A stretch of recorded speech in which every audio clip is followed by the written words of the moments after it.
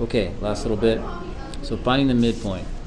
Now that we've seen that basic idea, we're going to do sample 3. How does this actually work? So finding the midpoint is this. In the coordinate plane of a line, ignoring the fact that there's a triangle. So what about some line that looks like this? It goes from here to here. Let's give these, and we're going to call this point A to point B.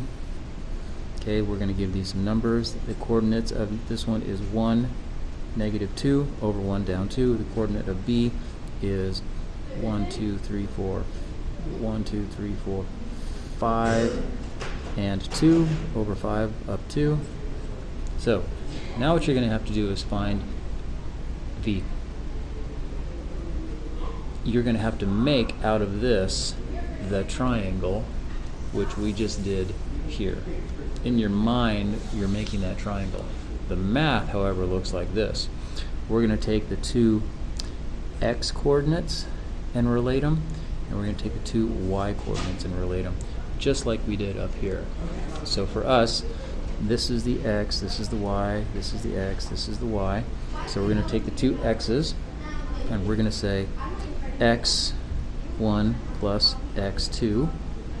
We'll call this x1, x2, over 2. That's going to be your x average.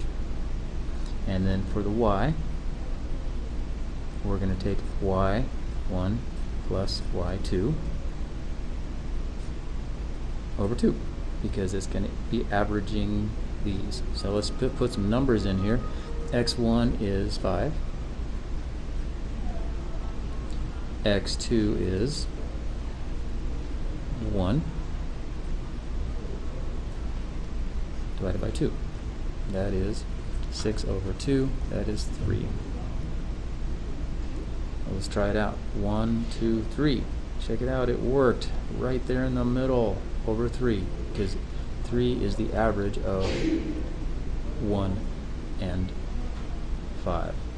Now what about in the y direction? Well, in the y, we have y1 is 2. y2 is minus 2 over 2.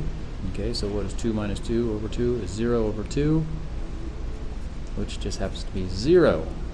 So, does that work? Halfway between plus 2 and negative 2 is indeed 0. So this is how you find the midpoint.